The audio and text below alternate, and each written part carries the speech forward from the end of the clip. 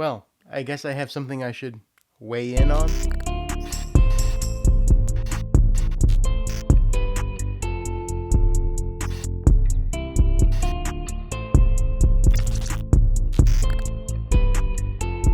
Hey everyone, welcome back. I'm TheOneEyedCrow, and today we're here to talk about the MetaZoo news updates for June 19th to June 25th. UFO products are coming off the printer, and we got a look at this palette full of empty theme deck displays. Now, if my math is correct, and it almost never is, there's about 880 empty theme deck displays on this palette, and we know that these are going to be filled with the 5 theme decks for UFO, and those are going to be Forest Elemental Queen for Forest, the Tombstone Monster for Flame, Gobanchek for Lightning, Blacklight Satellite for Cosmic, and Janoskwa for Earth. And we were also treated to this image of the Janoskwa theme decks fresh off the printers. You can see the stickers are already in place, so these are ready to be shipped out. MetaZoo also showed us this image here of a bunch of the UFO packs ready to be packaged up in booster boxes, spellbooks, theme decks, you name it, to go out with UFO. And this is just further proof that we're getting closer and closer to having UFO in hand. And the last core set preview that we got this week was of this UFO promo, and this is the promo that's going to be included in the blister pack that's themed for UFO. And if you remember from a MetaZoo Hour a while ago, it was teased that there's going to be 4 blister packs. So we're actually going to get 4 different promos for the blister packs if that holds true, UFO being one of them. The UFO Pin Club pre-orders went live this week on Thursday, with NFT holders being able to pick it up from 9 a.m. to 9 p.m. The public sale for the UFO Pin Club was on Friday the 24th. It started at noon Eastern time, and it ended up selling out around 6 p.m. Now, for that NFT drop, we did find out at the MetaZoo Hour that it is going to have a different box and promo. We do know what the promo looks like. It's this one here, which features all of the pins in the set.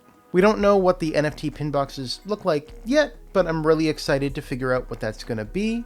Whether that's going to be a simple logo for NFTs in this corner, or if it's going to be a completely new design. Once the window ended for the NFT pin boxes to be bought, Mike did announce the print run, and there's only going to be 875 NFT pin boxes. So those are going to be some of the rarest in MetaZoo product history. Now, if the NFT promo box design is vastly different than the public sale ones, this could make for a very interesting secondary market on these. And it sets a really interesting precedent that in the future, special NFT drops are going to have different packaging, which I think is actually kind of amazing for those who have NFTs. Now, I get that not everyone agrees with the NFTs, but the way that MetaZoo is doing them, you can make your money back on the NFT you buy. So if you've been on the fence, especially while the market is down, I would consider getting one. And that's not financial advice. We also got to look at a number of the pins this week. Pin Club showed this incomplete image of the pin boxes and the pins that are going to be a part of it. And we know it's incomplete because we got to look at the Rex pin the following day. And if we take a look at that promo card again, you can actually see that there are 2 additional beasties that aren't actually in the Pin Club preview. And that is the Rex and this fuzzy pangolin creature over on the right. We also got to look at the alternate art glow-in-the-dark pin for the flame snake beastie that we've seen in the Sent into Space promos. We got to look at the UFO Eats promo, and this pig here, who I'm assured is using turkey bacon. We also got to look at its alternate art, which looks to be the same material that glows in the dark. And they did announce that the meteorite pins are actually going to be numbered, or in other words, serialized. So I put out a poll to try to get an idea of what people thought the print run of the meteorite pins would be, and these are the results. We've had 31 votes on the poll, and 6% think that there's only going to be 10 meteorite pins, 65% think that there's 100 meteorite pins, and 26% think there's going to be 1,000. Now, personally, I think it's going to be closer to 1,000 pins, and that's because this isn't really being treated as a secret rare or something that we had to find out existed after we bought the product. Even if it is 1,000, it's going to be an incredibly rare pin to pull from the UFO Pin Club. A partnership with Ultra Pro was teased twice this week, and the second one was taken down, but I'm not quite sure why. It was just a simple image of MetaZoo X Ultra Pro that we've seen so many times before when they make partnership announcements. So this likely means that we're going to be seeing more gaming accessories like deck boxes and sleeves, and I think it could be really interesting if we can get some MetaZoo branded top loaders and some MetaZoo branded acrylic cases to store our products in. 2 weeks ago, we got a look at this lunchbox design from lunchbox.com, and we got confirmation this week that these lunchboxes will be sold exclusively on eBay, and the art on that lunchbox is going to feature the flame snake beastie that we keep seeing. I'm getting the feeling that it's somebody's favorite UFO beastie. We can also see the orbs from the Foo Fighters and what looks like the tip of Sacred Wing's wing. In true MetaZoo fashion, these will likely come with a promo card, so I wouldn't expect to actually get these until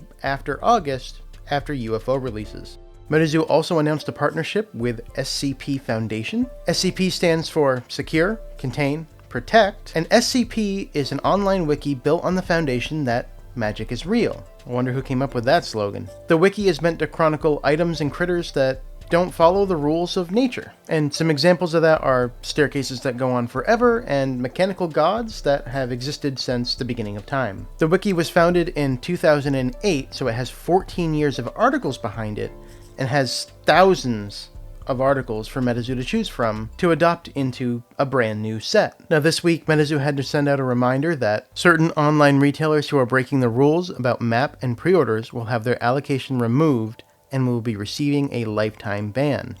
These retailers were informed about the possibility if they didn't remove listings, and our distributors were also informed. No pre-orders that are up right now are valid.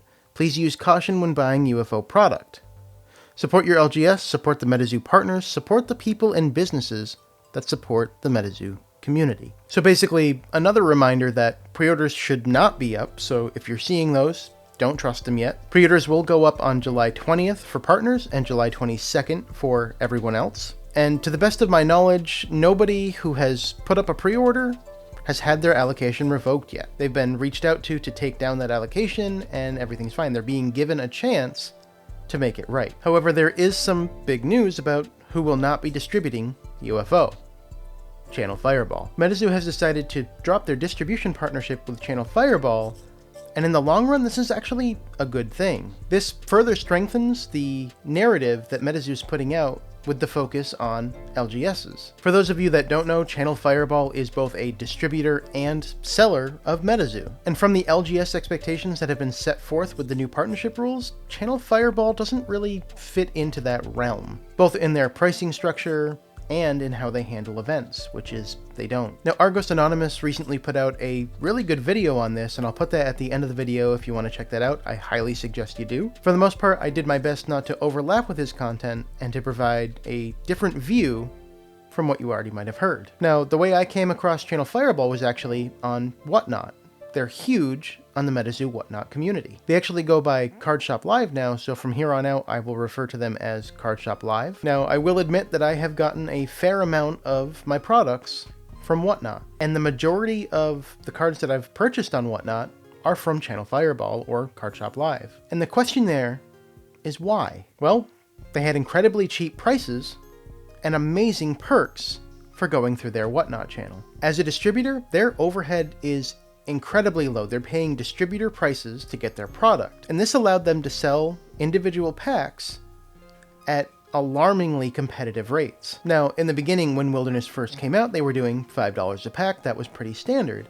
But once that hype started to die down, a couple weeks after the release, they were selling packs for as little as $2.50 per pack. At $2.50 a pack, you're looking at $90 for a booster box, and the rates for Wilderness never really went that low until, well, more recently. And even then, if a smaller Whatnot streamer were to offer $2.50 with the rates that Wilderness is going for right now, they'd still be losing money. They literally can't compete with Channel Fireball at that price point. And there's more to that too, because Channel Fireball or Card Shop Live actually has a grading service in-house when you buy from their Whatnot. And the way that they do their bounty program is when you get certain hits, they'll grade it for free. And this was one of the big sticking points for me of why I liked to go through Channel Fireball. If I got a Wild 7, it got graded for free. Now I know what you're thinking, yes, it was graded, but it's not PSA, but from the way that I was kind of looking at it was more of, well, if they're right there, their grading service is down the hall,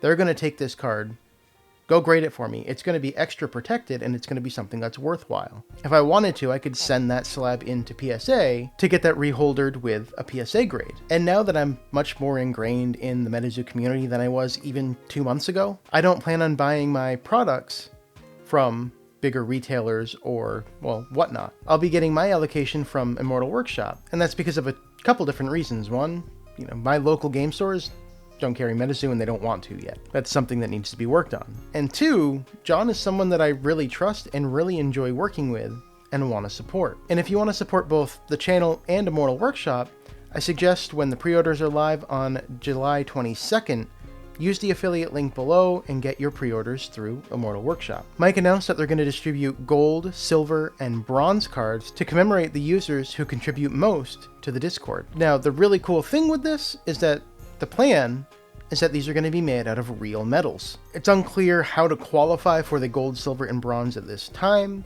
They could go by, say, Discord rank, which leaves a lot of room for people to be noisy and spammy to try to get that rank up, or they could go by who they feel is contributing to the chats the most in a meaningful manner, which is a bit more subjective. Now, if MetaZoo's listening, I would like to suggest that we do a two-phase system here. One from the community side of things, to allow us to vote who we think should be eligible for these cards, who do we think have been the pillars of the MetaZoo Discord, and then from there use your discretion to then allot the gold, silver, and bronze cards. And honestly, no matter how this goes, I can't wait to see who gets honored with these cards.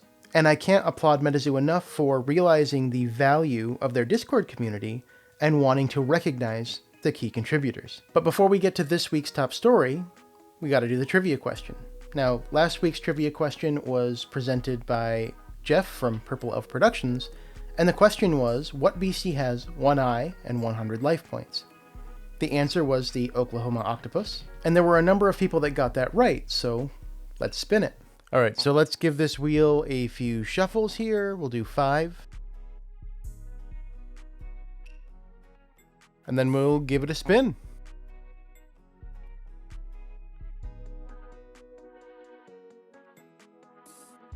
And the winner is WSM. Congratulations. I will reach out to you to let you know that you've won. Congratulations, you're getting yourself a $15 gift card to Immortal Workshop. And to present this week's question, we have Harley from EpicTubeHD. If you're not watching EpicTubeHD, you should be. Harley is really fun to talk to, really energetic. Among other content, Harley does live streams of releases when they go live. So during new product releases, there's actually a really good chance that I'm in the chat talking to Harley when those are going on as well. And they end up actually being pretty funny because more often than not, Harley misses the release. But then again, who hasn't been? Harley's also working on the road to 2,000 subscribers, at which he'll be doing a giveaway for both MetaZoo and Pokemon. So if you're not subscribed to Harley's channel, EpicTubeHD, I suggest you do that. There will be a link to his recent eBay box opening at the end of this video. So, on to the trivia question. Hey, what's going on everybody? This is Harley from EpicTubeHD, and I'm here with the One-Eyed Crow. And today's trivia question is, when does UFO drop? Well, that's pretty much what I do on this channel. I open up MetaZoo and Pokemon cards. So I cover live releases from MetaZoo, whether that's Hero Quest, Nightfall Skateboards, Cryptid Nation, or whatever other product they may have. So if you ever want to know when a MetaZoo product is dropping, make sure you subscribe to my channel and follow us. We'll be covering all the live drops with MetaZoo and of course any new product that comes out. We also do fun skits and basically we do a lot of card openings. But yeah, make sure you guys check us out over at EpicTubeHD. Subscribe to the channel. You can follow us on our other platforms like Instagram. And big shout out and thank you to the One-Eyed Crow. There you have it, folks. That's the question for this week. It will be pinned in the comment section below. Reply to that comment and get your entry. Next week, we'll choose a name from the correct answers and you will win a $15 gift card to Immortal Workshop. Now this brings us to our top story. Is Topps Wilderness weighable? And I did take a poll to get the community feel for this, and I'm going to start doing this more often to help with these videos. And at the time of this recording, we had 29 votes. 34% of you said, yes, you think they're weighable. 10% said no. The majority, 48%, said, I don't care. And 7% said, it's complicated. So the big numbers there, about half of the community that voted don't really care if they're weighable, and about a third of you do think they're weighable. Now I do want to say I do think what MetaZoo had planned for Topps this time around was a pretty solid way to make you unsure if things were weighable. The idea was to have these blank red cards randomly inserted into the boxes. My understanding is that boxes were supposed to have between 0 and 3 of these red cards in them to vary the weight on purpose. Now, I think that this is actually a decent strategy that balances the cost of trying to make sure every box is the same and actually being able to predict what's in a box. In that model, your lightest boxes aren't going to have red cards, and they're not going to have heavier cards or hollows or first sightings. You then have your middle weight distribution, which is going to be a bunch of different combinations of things like 3 red cards in a pack, 2 red cards and a hollow,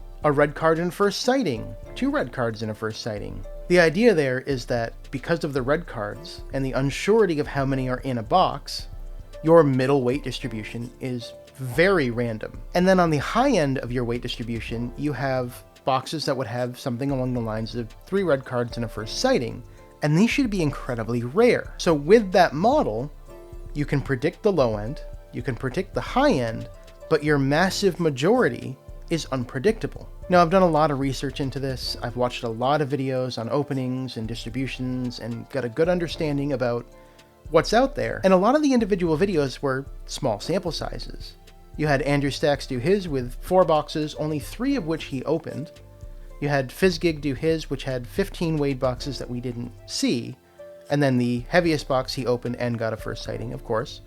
Again, with that weight distribution, your heaviest boxes are going to be pretty much guaranteed to have a first sighting. I would have liked to see Fizzgig open up those other 14, but obviously he didn't want to. That's perfectly fine. But we're missing a valuable data set because those were not opened. Now, there's one thing I noticed from all of the openings I watched.